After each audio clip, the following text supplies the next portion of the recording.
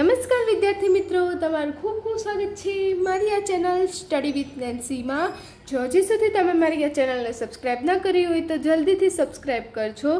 આજે આપણે પ્રકરણ નંબર 2 એક ચાલ સુરેખ સમીકરણનો સ્વાધ્યાય 2.2નો પ્રશ્ન નંબર 1, 2 અને 3 જોઈશું.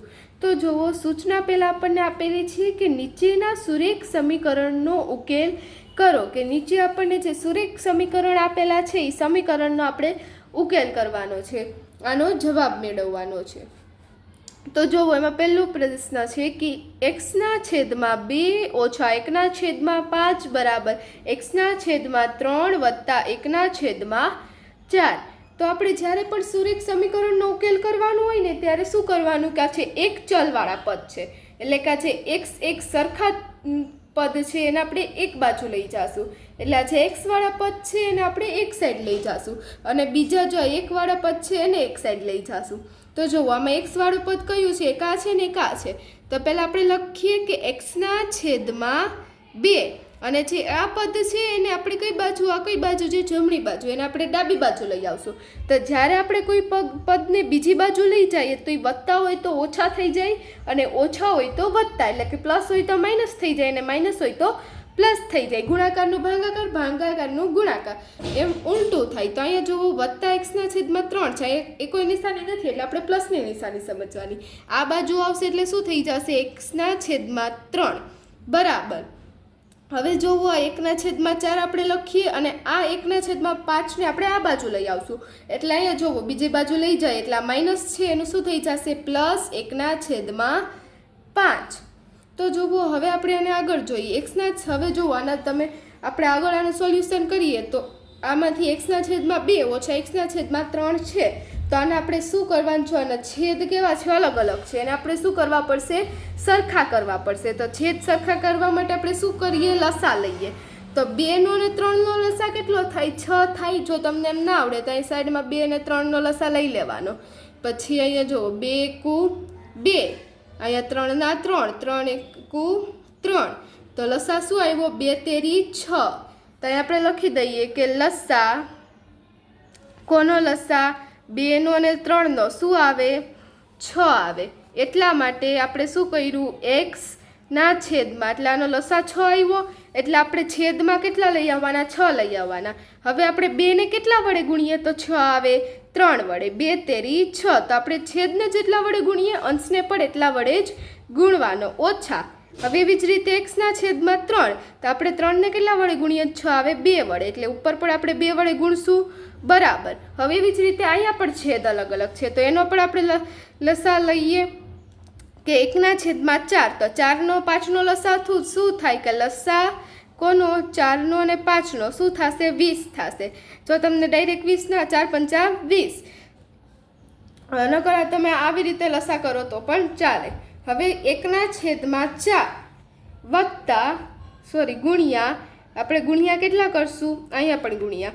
આપણે 4ને કેટલા વડે ગુણીએ તો 20 આવે 5 વડે, એટલે 4 × 5. હવે અહીંયા 5 વડે ગુણ્યા એટલે અહીંયા પણ આપણે એને 5 વડે ગુણશું. એટલે શું આવશે? 1/5/4 × 5. હવે શું છે? વત્તાની નિશાની, 1/5. હવે 5ને કેટલા વડે ગુણીએ તો 20 આવે 4 વડે, એટલે અહીંયા આપણે 4 લખશું. 5 × 4 એટલે અહીંયા 4 વડે ગુણ્યા તો ઉપર પર 4 વડે ગુણવાના. હવે જોવો, x ને 3 વડે ગુણીએ એટલે શું આવશે? 3x અને 2 તેરી 6. 3x ઓછા 3x/6 ઓછા, અહીંયા શું આવશે? ઓછા x × 2 એટલે શું થશે? 2x 3 × 2 6, 2x/6 બરાબર. હવે 1 × 5 = 5, 4 × 5 = 20 વત્તા 1 × 4 અને 5 × 20. હવે 3x ઓછા 2x, આ 6 ને આપણે છેદમાં સામાન્ય લઈ લેશું, બરાબર. 5 + 4/20. હવે જુઓ, 3x માંથી 2x થાય એટલે શું આવે? 1x/6 અથવા તો x/6 બરાબર. 5 + 4 કેટલા થશે? 9/20.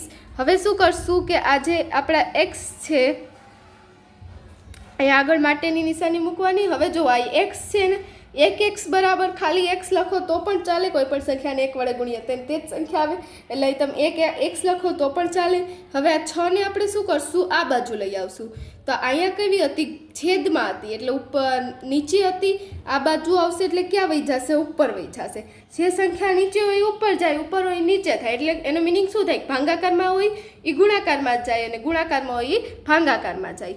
તો હવે જોવાના છેદ ઉડાડીએ કે 3 દુ 6, 6 ઉડી ગયા અને 10 દુ 20, તો 20 ઉડી ગયા. હવે 2 ઉડી ગયા, તો શું ભાઈ ધું કે 9 ગુણ્યા 3 માટે x બરાબર 9 ગુણ્યા 3 છેદમાં 10 માટે x બરાબર શું થશે, 9 તેરી માટે 9 તેરી 27 ના છેદમાં 10. તો આપણો જવાબ આવી ગયો, આપણને એક્સની કિંમત મળી ગઈ. તો આ સમીકરણનો ઉકેલ કહેવાય. તો આપણા પહેલા પ્રશ્નનો જવાબ શું આવશે, 27 ના છેદમાં 10.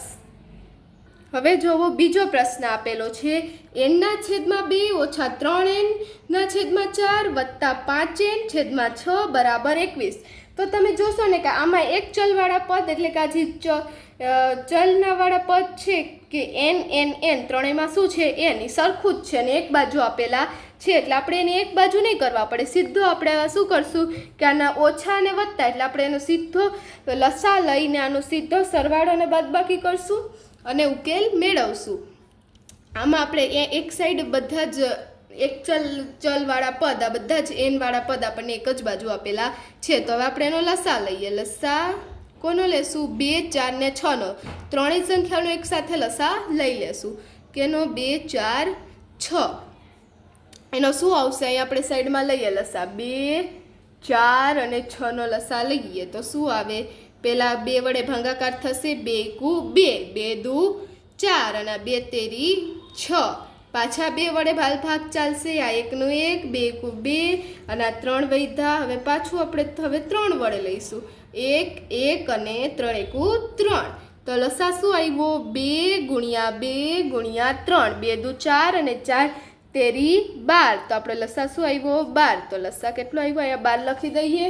હવે આપણે શું કરશું કે આ બધાયના છેદમાં આપણે 12 કરશું.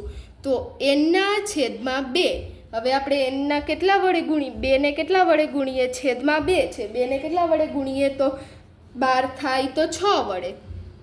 તો આપણે ઉપર પણ 6 વડે ગુણશું. ઓછા, હવે ઓછાની નિશાની છે એટલે ઓછા 3n ના છેદમાં 4. હવે આપણે એને 4 ને કેટલા વડે ગુણીએ તો 12 આવે 3 વડે, તો છે 3 ગુણશું અને ઉપર પણ આપણે એને 3 વડે ગુણશું. નીચે જેટલા વડે ગુણીએ ઉપર પણ એટલા વડે જ ગુણવાનું. હવે અહીંયા વત્તા છે તો વત્તાની નિશાની મૂકીએ, 5n ના છેદમાં 6, 6 ને કેટલા વડે ગુણીએ તો 12 આવે 2 વડે, 6 દુ 12, અહીંયા એટલે ઉપર પણ 2 વડે ગુણશું. હવે જોવો n ગુણ્યા 6 કેટલા થાય, બરાબર 12 નહીં, હા 12 જ. હવે બરાબર 21, અહીંયા શું આવશે, બરાબર 21. હવે જુઓ 6 ને n, તો 6n ના છેદમાં 6 દુ 12 ઓછા, હવે 3 તેરી 9 અને n, 9n ના છેદમાં 12 વત્તા 5 દુ 10 એટલે 10n અને 6 દુ 12 એટલે 10n ના છેદમાં 12 બરાબર કેટલા થશે, 21. માટે હવે જોવો આ 6n 9n વત્તા 10n છેદમાં 12, આપણે 12 શું લઈ લેવાના, સામાન્ય લઈ લેવાના, બરાબર 21. માટે હવે આપણે જોવો 6n ઓછા 9n કરીએ, અથવા તો તમે ડાયરેક્ટ આ 10n વત્તા 6n કરી લો પછી એમાંથી 9n બાદ કરો તો પણ ચાલે. તો આપણને એ જ ઇઝી પડશે, તો આપણે એમ કરી લઈએ કે જુઓ આ 6n ની આગળ કોઈ નિશાની નથી, એનો મિનિંગ શું થાય કે આ પ્લસ 6n છે અને આ પણ પ્લસ 10n છે. તો જે પ્લસવાળા હોય ને એને પહેલાં સરવાળો કરી લેવાનો કે 6n ને 10n કેટલા થાય, 16n થાય. તો 16n ઓછા 9n છેદમાં 12 બરાબર 21. હવે જોવો 16n માંથી 9n જાય તો કેટલા વધે, 16 માંથી 9 જાય તો 7, તો 7n ના છેદમાં 12 બરાબર 21. માટે હવે જોવો આ 7n, તો આપણે શું કરશું, આ 12 ને છે એ આ બાજુ લઈ જશું એટલે અહીં નીચે છે ભાગાકારમાં છે, આ બાજુ જશે એટલે ગુણાકારમાં ઉપર વહી જશે એટલે 21 ગુણ્યા 12. માટે હવે આપણે પાછું અહીંયા જોવો 7 છે ઉપર છે તો અહીંયા ક્યાં આવી જશે, નીચે આવી જશે. અહીંયા 7 ક્યાં હતો, ઉપર હતો એટલે અહીંયા નીચે આવી જશે. અને આ બાજુ લઈ આવીએ તો આપણને એની કિંમત મળે. અહીંયા ગુણાકારમાં હતો એટલે આ બાજુ ભાગાકારમાં આવી જશે, માટે n બરાબર, હવે જુઓ અહીંયા શું થશે, 7 તેરી 21, 21 કટ થઈ ગયા, 7 7 કટ થઈ ગયા, તો વધ્યું શું આ 3 ને 12 એટલે 3 ગુણ્યા 12, n બરાબર શું થશે 3 ગુણ્યા 12, તો n બરાબર 12 તેરી કેટલા થાય 36, તો આપણો જવાબ શું આવશે n બરાબર 36, આપણા સમીકરણનો ઉકેલ છે. તો આપણા જે બીજો દાખલો હતો એનો જવાબ આવશે 36. હવે જોવો ત્રીજો દાખલો આપેલો છે, x + 7 - 8x ના છેદમાં 3 બરાબર 17 ના છેદમાં 6 - 5x ના છેદમાં 2, કે આપણને જોવો શું આપેલું છે સમીકરણ, x + 7 - 8x ના છેદમાં 3 બરાબર 17/6 - 5x ના છેદમાં 2. તો આ જોવો અહીંયા x વાળું પદ છે એને આપણે એક બાજુ લઈ જશું અને 7 છે એને આ બાજુ લઈ જશું, તો શું થશે, તો અહીંયા જોવો x છે -8x એને આપણે એમને લખી દઈશું છેદમાં 3. હવે આ 5x આ બાજુ આવશે, અહીંયા કઈ માઇનસની નિશાની છે એટલે વત્તા થઈ જશે, વત્તા 5x ના છેદમાં 2 બરાબર 17 ના છેદમાં 6.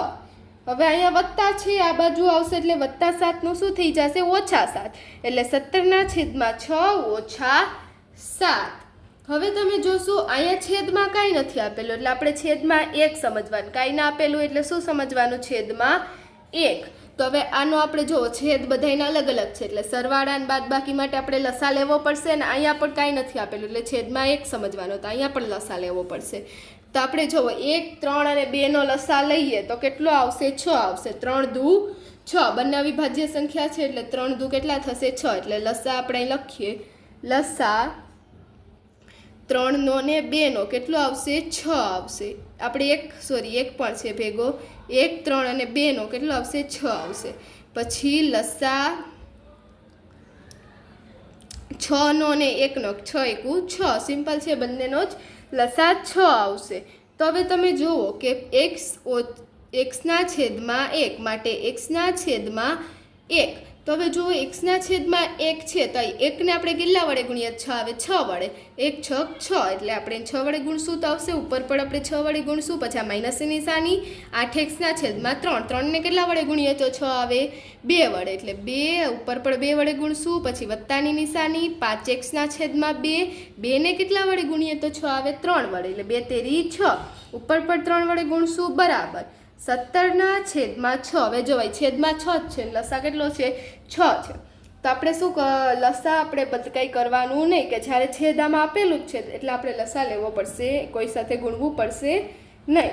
હવે જોવો ઓછા 7 ના છેદમાં 1, અહીંયા ગુણવું પડશે, અહીં છેદમાં 6 નથી, 6 કરવા હોય તો 1 6 6, ઉપર પણ 6 વડે ગુણીશું.